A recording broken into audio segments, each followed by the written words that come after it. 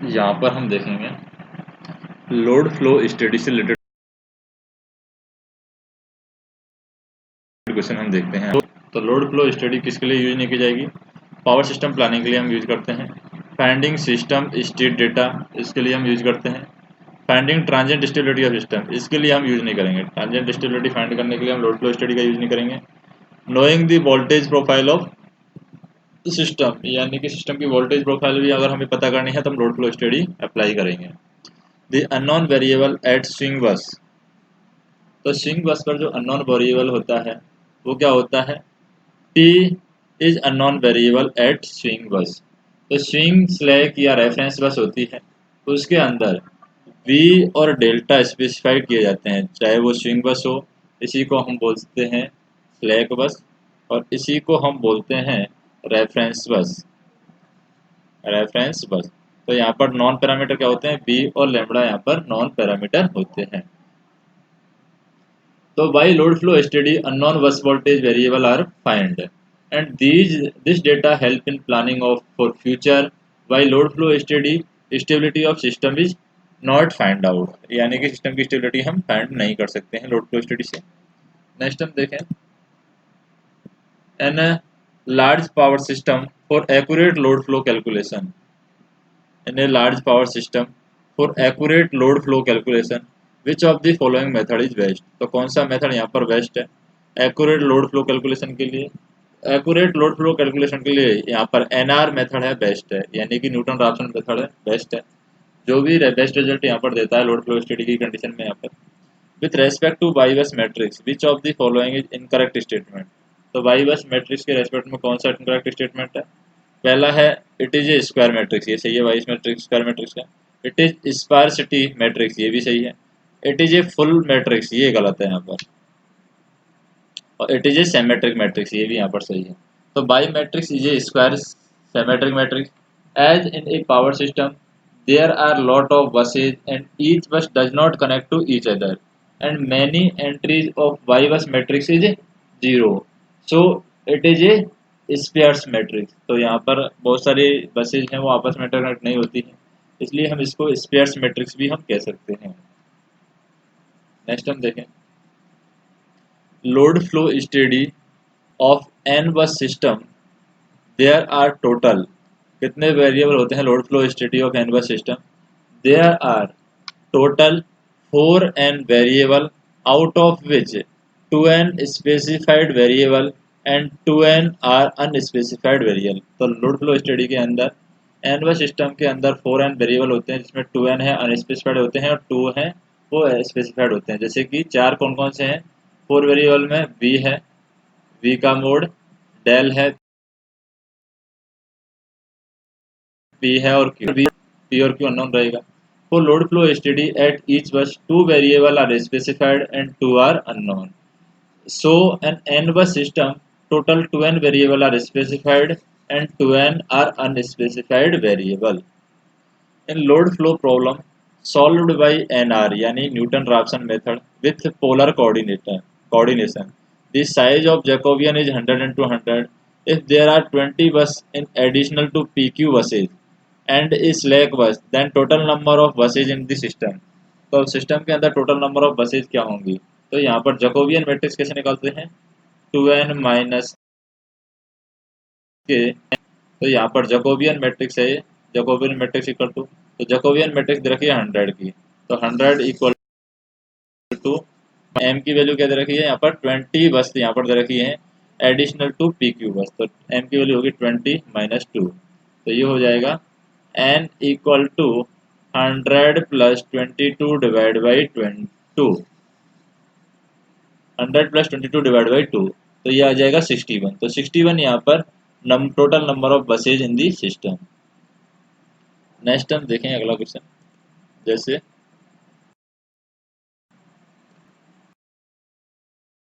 यहाँ पर दिया हुआ bus including 10 generator for load flow analysis using the Jacobian matrix.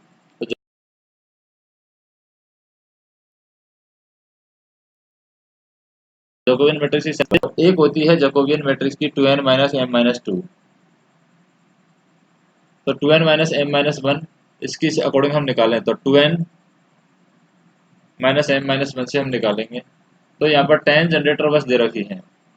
We need to assume with the 10 buses 1 bus as a slack बस। तो 10 generator बस दे रखी है, उनमें से एक बस को हम स्लैक बस मान लेते हैं। तो यहाँ पर हम करेंगे 2 and 2, 100 बस का सिस्टम है माइनस के, m की वैल्यू 10 दे रखी है माइनस 1। तो यहाँ पर स्लैक बस हमने मान ली है 1। तो 1 यहाँ पर स्लैक बस मान ली है। 1 बस एज के अकॉर्डिंग 20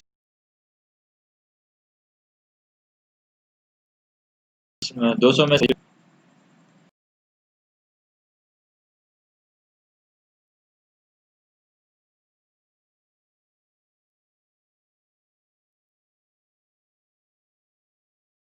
एक are one with fixed shunt. 25 bus ऐसी हैं जिनके अंदर 25 बस ऐसी हैं जिनके अंदर रिएक्टिव पावर सपोर्ट है। 15 बस ऐसी हैं जिनके अंदर फिक्स्ड शंट कैपेसिटर है। All the other buses are load bus, बाकी सब लोड बस हैं। It is propose to perform a load flow analysis in this system using NR method.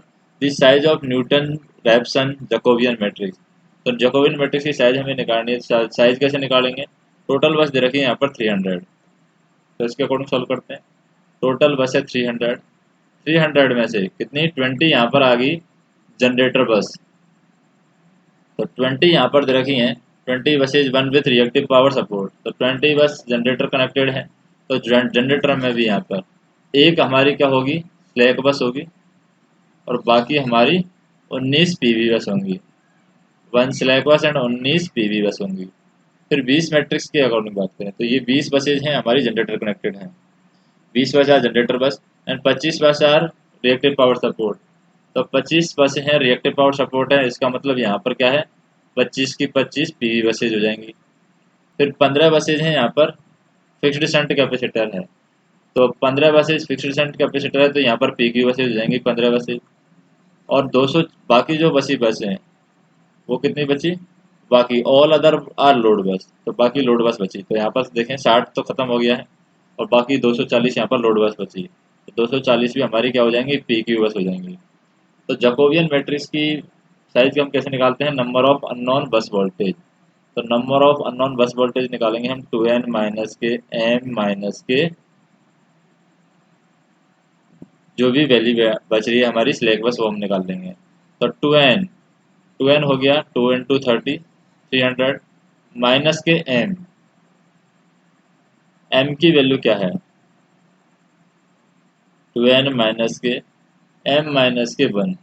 तो m यहाँ पर जनरेटर बस है, तो जनरेटर बस के लिए यहाँ पर ये देखें 1 स्लैक बस यहाँ पर है और 1 पीवी बस। तो बाकी हम देखें 19 पीवी बस यहाँ पर है और 25 पीवी बस यहाँ पर है। तो रिएक्टिव पावर सपोर्ट वाली भी हम माइनस कर देते हैं। 19 25 और 1 यहाँ पर स्लैक बस है। तो 2 ये आ जाएगी माइनस के 2 माइनस के 19 और माइनस के 25। तो 25 और 19 कितना हो गया 45, 44, 44 से 46 हो जाएगा, यानी कि 554 की साइज यहाँ पर आ जाएगी।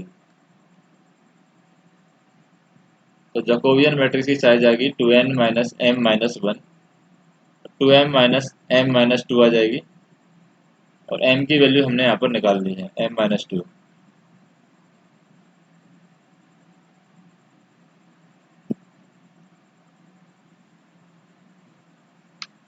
अब हम देखें नेक्स्ट क्वेश्चन।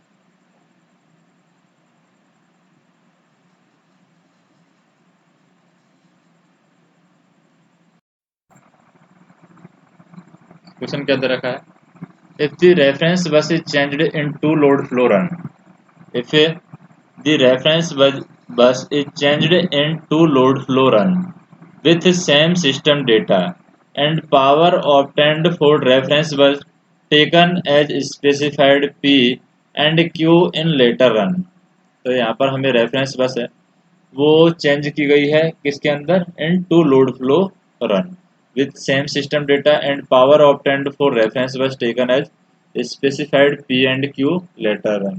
तो यहाँ पर हम देखें system losses with the unchanged out complex bus voltage will changed. तो यहाँ पर हम कहेंगे कि the system losses are the function of system properties. The system losses are the function of system properties which are independent of choosing a type of bus, whereas the complex bus voltage is a function of parameter which are being calculated. In load flow analysis, load connected at bus is represented as load flow analysis के अंदर load connected as bus is represented as